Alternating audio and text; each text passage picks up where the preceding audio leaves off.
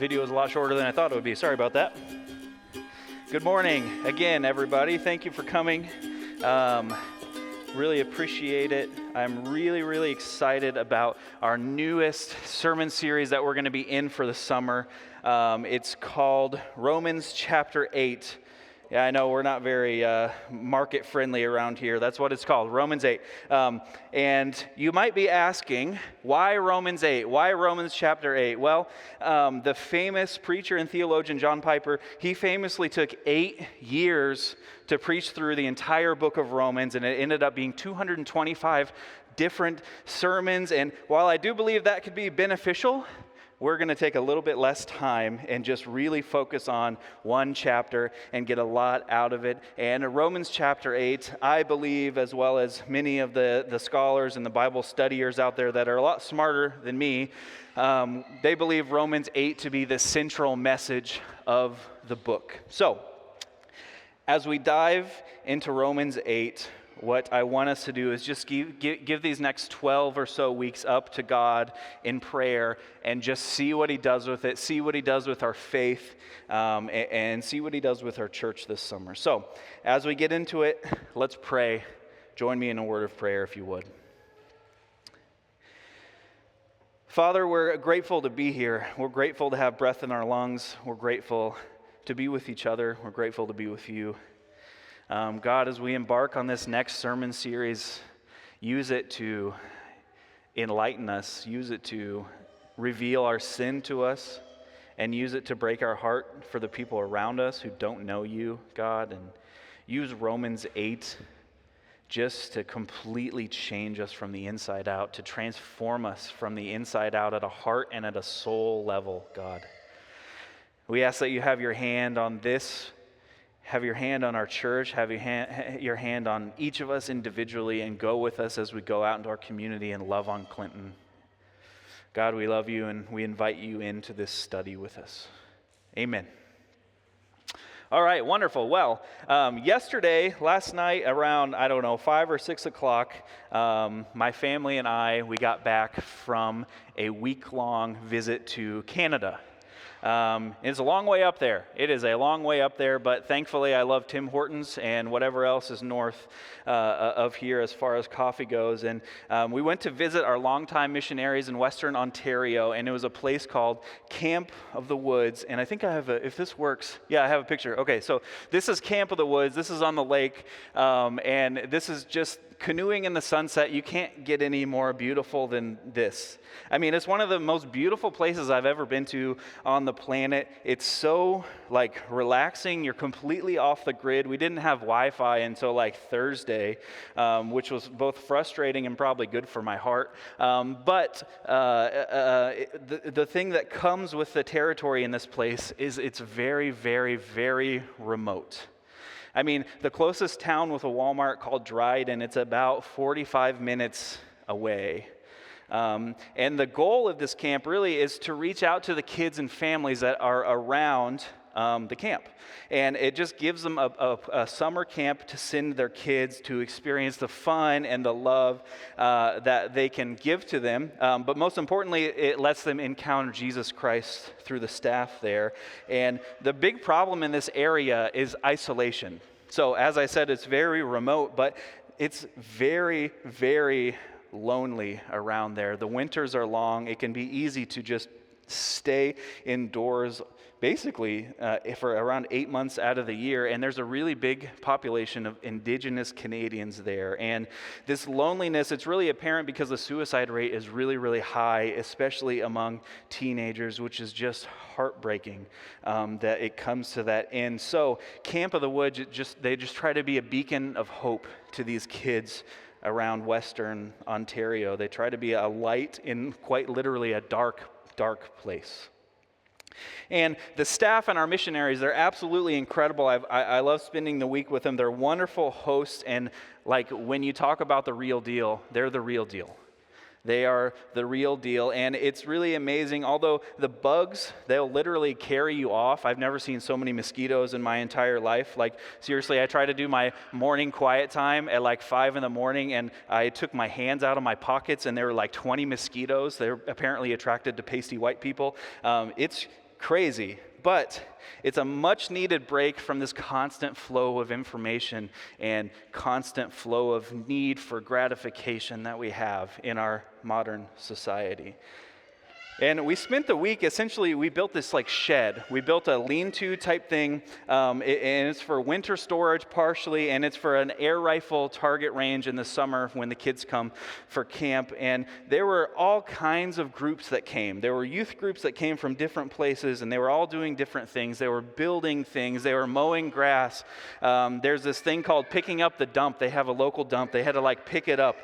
Because the bears and the crows and the eagles, they just scatter trash everywhere. But basically, everyone was getting the camp ready.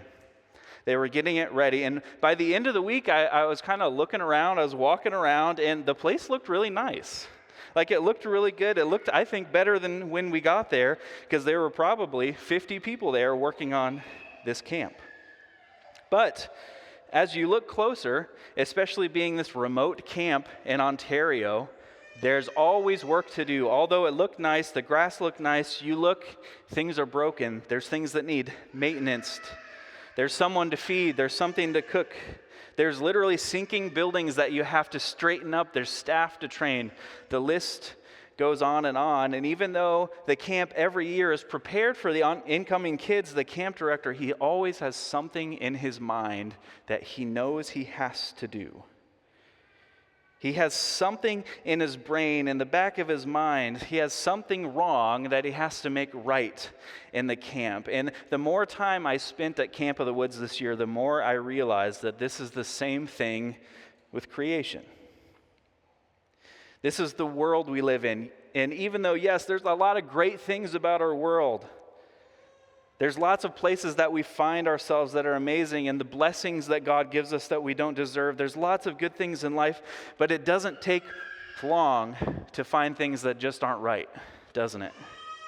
Things in God's creation that are wrong, that are evil, that we've completely destroyed, things that aren't God's intention, like suffering and sin. If you look around, there's so many things that need fixing.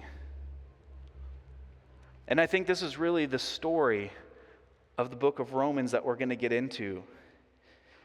See, Romans is this incredible book. It's packed with beautiful language and amazing thought and amazing argument from the Apostle Paul. And a lot of times we look at this book to answer our theological questions about, you name it, justification, faith, and sin. But if you zoom out, what Romans is simply a complete work about the gospel. It's Paul writing about the beauty of the gospel, which is God setting his creation right.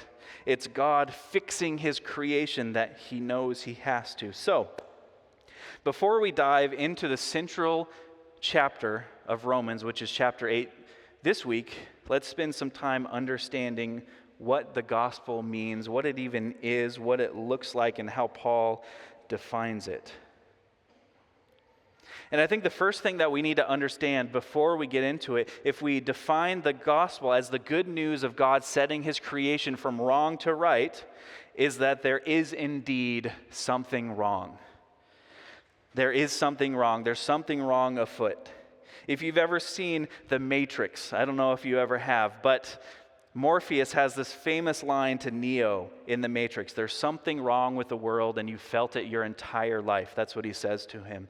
And I think we feel the same thing. We know there's something wrong out there. You can feel it. Our kids feel it, religious or not. It's felt.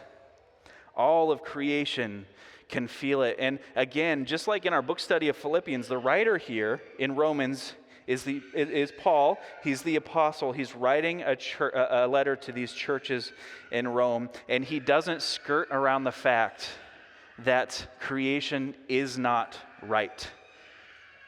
In fact, in our central chapter in Romans 8:22, he writes this, "For we know that the whole creation has been groaning together with labor pains until now."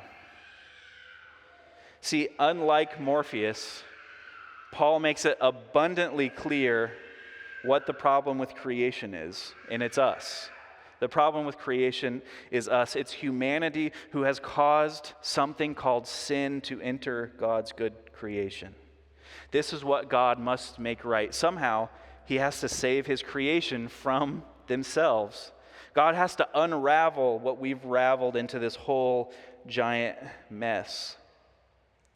And the Church of Rome, maybe multiple churches in the area, it's acutely aware that the world isn't right, because at the time Paul is writing this letter, which is around 56 to 57 AD, the Jews were just now returning to Rome after being exiled.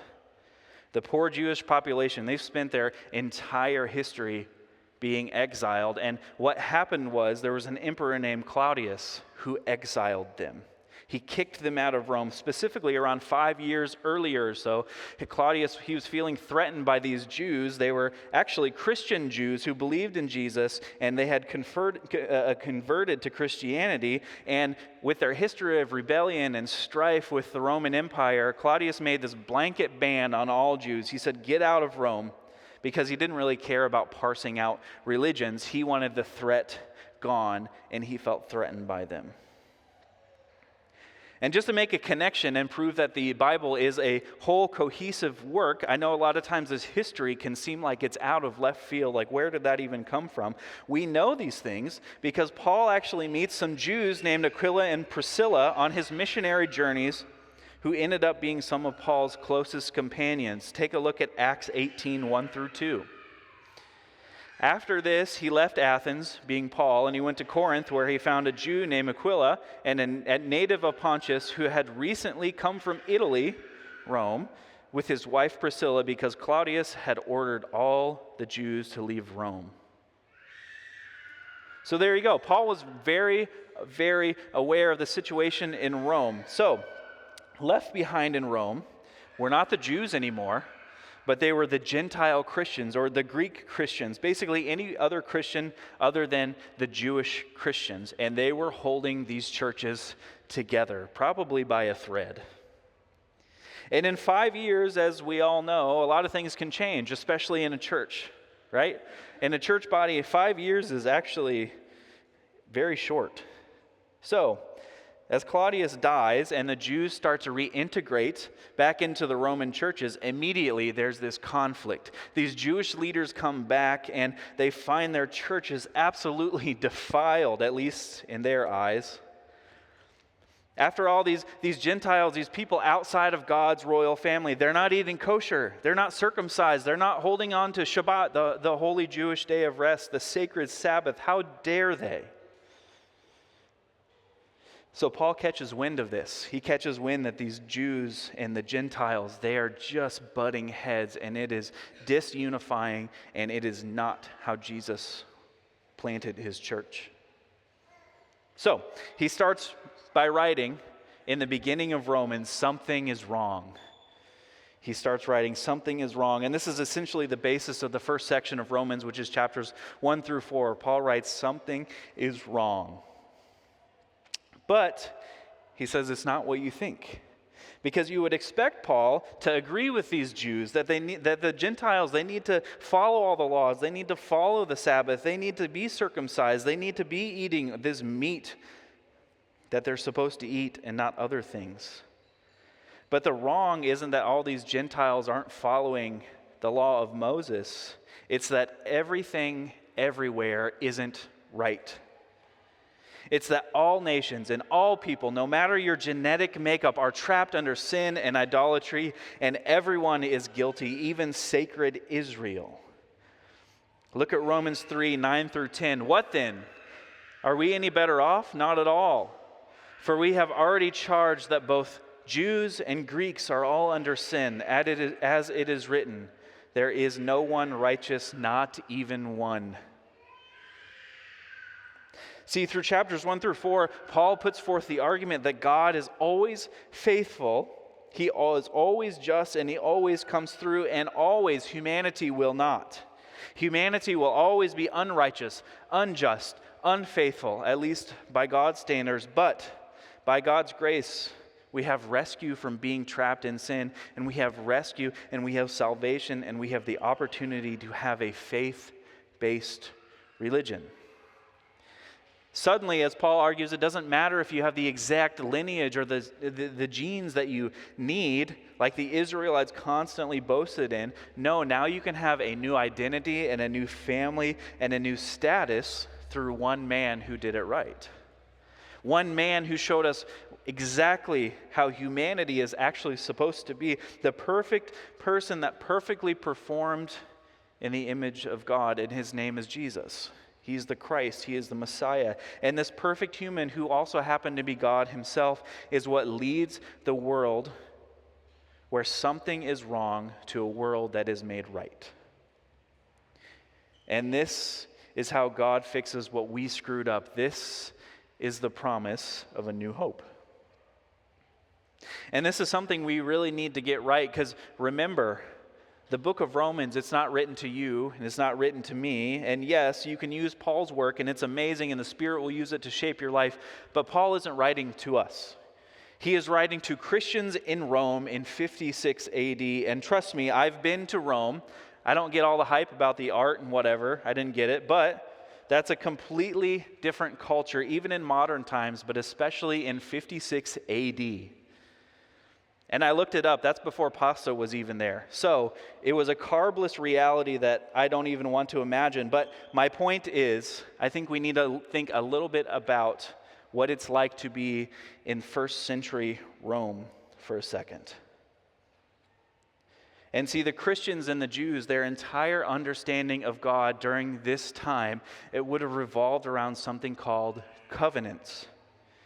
And basically what covenants were is they were contracts. And they weren't contracts that you could just break without disaster. See, society, especially Jewish society, it was built on these covenants where you held on to your word. Your word was your bond. And if you didn't, something as bad as death would happen. It would be better to die than to break a covenant on purpose that you made.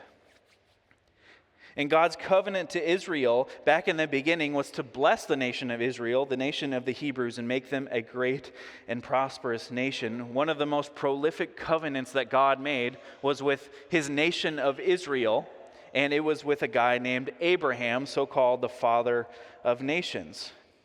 And this was the start of God setting the world right. Genesis 15, 4-6. Now, the word of the Lord came to him, being Abraham. This one will not be your heir. Instead, one who comes from your own body will be your heir. He's talking about his sons. And he took him outside and he said, look at the sky and count the stars if you are able to count them. Then he said to him, your offspring will be that numerous. And this is the key verse. Abram believed the Lord, and he credited it to him as righteousness.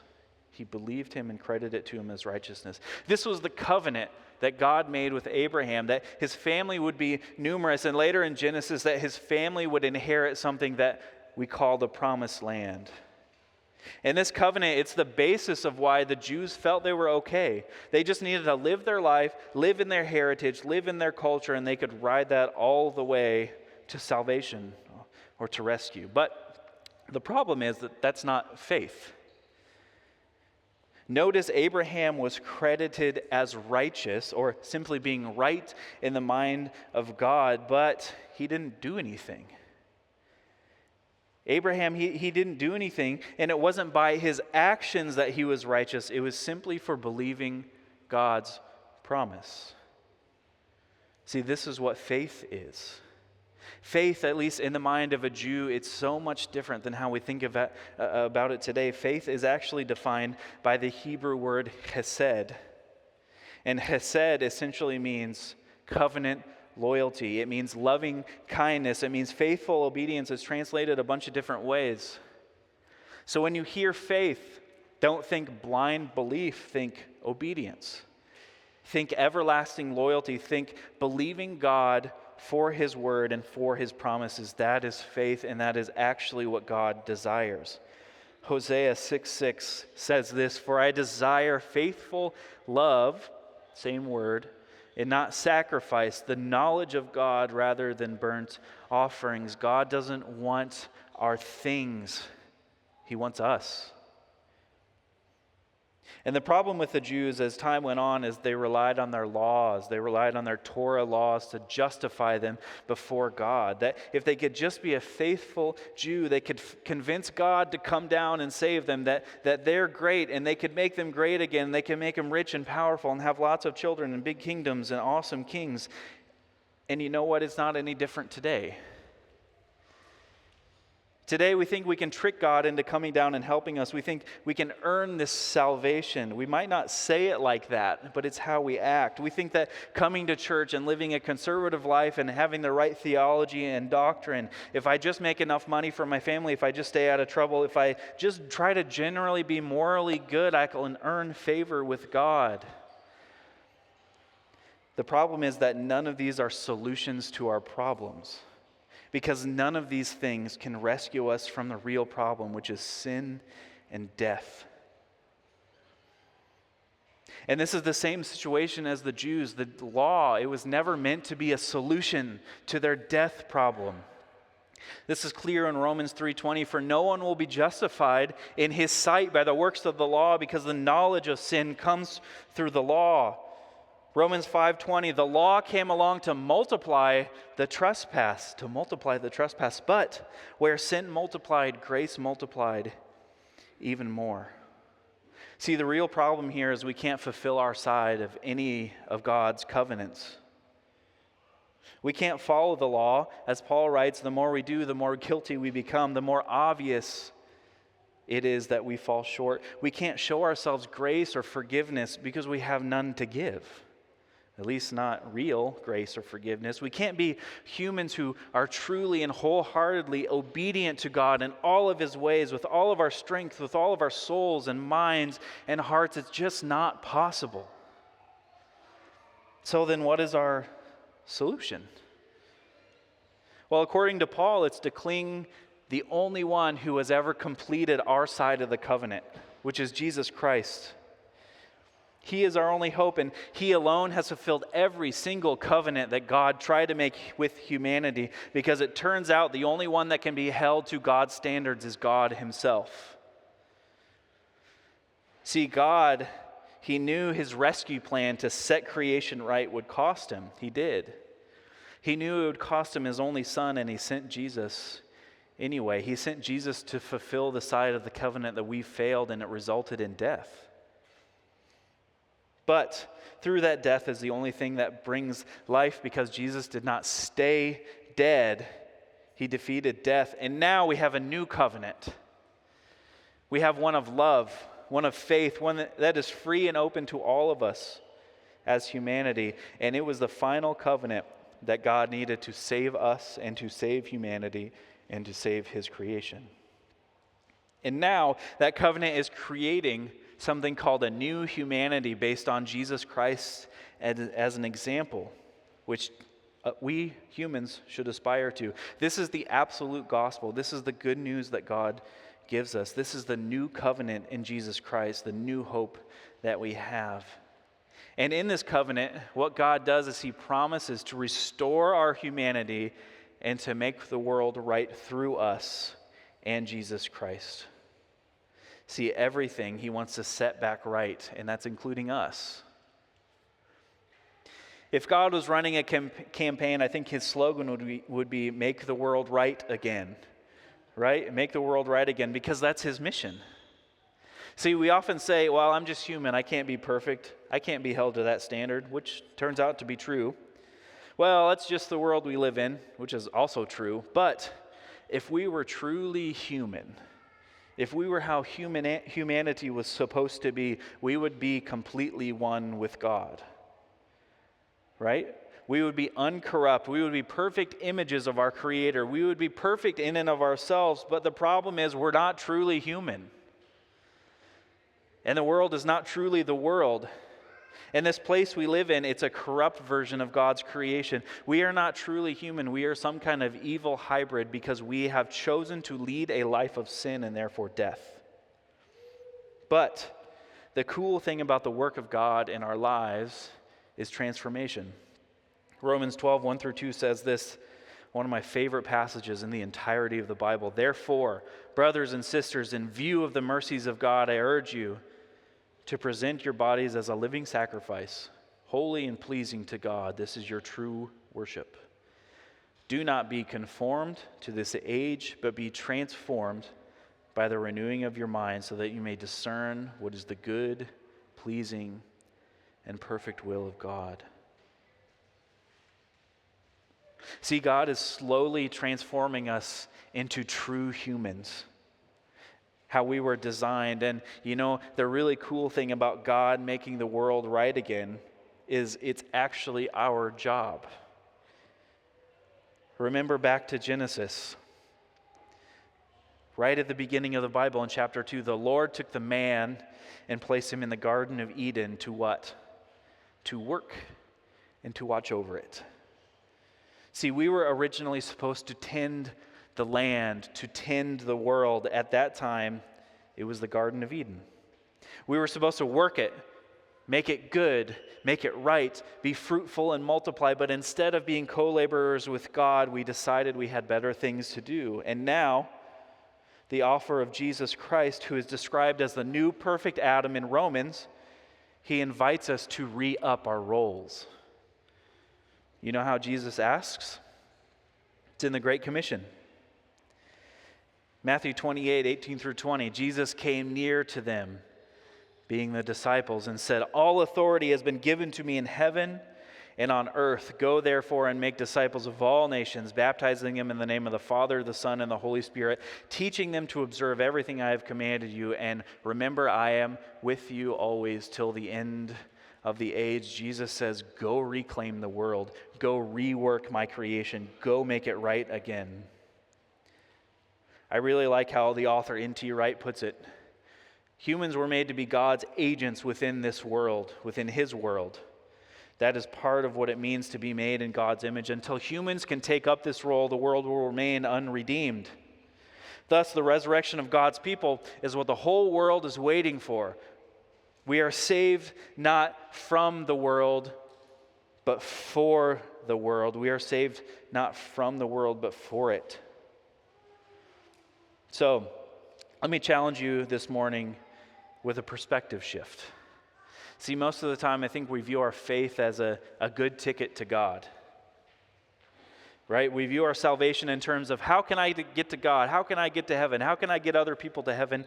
And I'm not saying that isn't good. In fact, I wish a lot more people on the planet would be thinking about any of those things at all. That would be a win. That would be wonderful. But here's my challenge. That's not exactly biblical language. That isn't what the biblical writers, especially Paul, it's not what they worried about or how they defined things, and it's not what they defended. What they defended was the idea of the resurrected Jesus. What they defended until death is Jesus Christ as Lord of all. So, the perspective shift. We shouldn't be thinking, how can I get to God? We should be thinking, how has God come down to rescue me? And how can I join him? Because heaven is not a future reality, and this is going to sound crazy, but it's right now. And yes, the world's not quite right. That's true. But imagine if I went to Camp of the Woods this week and I told Johnny, the camp director, it's good enough. Nothing really needs to be done. Let's kick back. The kids are coming for the summer anyway, right? They're already signed up. They're going to be here. Why bother doing anything now? But unfortunately, I think this is how we treat God and how we treat his creation. Flippantly. God, I'm going to heaven. Why do I need to do anything now? Why do I need transformation now? I'll just indulge in my sin. I'll sit back and coast. I mean, I'm not that bad, right? And that's the exact lie that Satan told in the garden, and it's the exact lie he wants us to believe now. But the truth is that Jesus is free and available right now, and he's waiting to transform us right now. And in his new covenant, which he spilled his precious blood for, you can enter it now. Transformation and redemption is available now. And yes, it will be completed in its entirety at a later time, but the world we live in needs set right. As Jesus says to his disciples, the harvest is abundant, but the workers are few. Therefore, pray to the Lord of the harvest to send workers into his harvest. Church, we are those workers. We are called to start setting creation right. And we fulfill our side of this new covenant that was paid for by Jesus' blood with nothing other than faith, which is believing God's promise and being loyal to Him and Him alone. And we don't fulfill our side of the covenant to make right with God through works. We do it because we want to be right.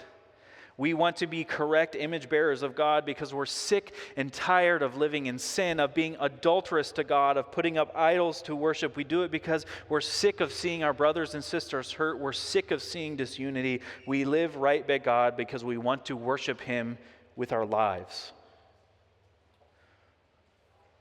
Romans 13, 8 through 10 says this, "Do not owe anyone anything except to love one another.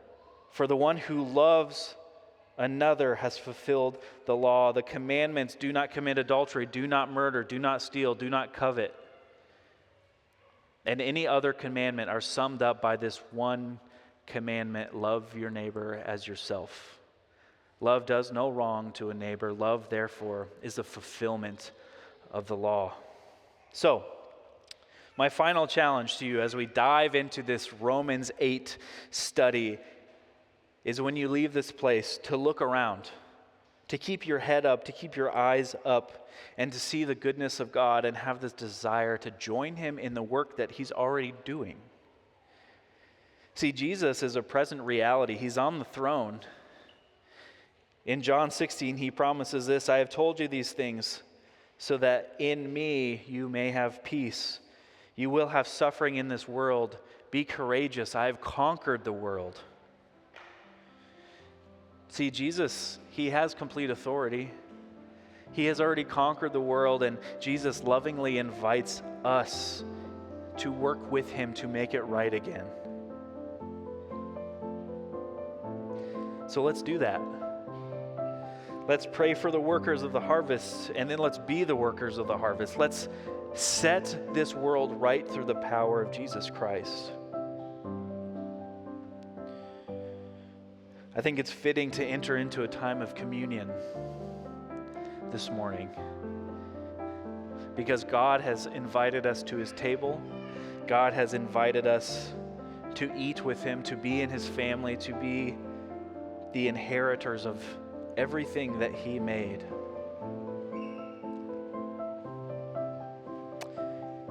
And He took bread, gave thanks, broke it, gave it to them, and said, "This is my body which has been given for you. Do this in remembrance of me." In the same way, He also took the cup after supper and said, "This cup is the new covenant in my blood, which is poured out for you.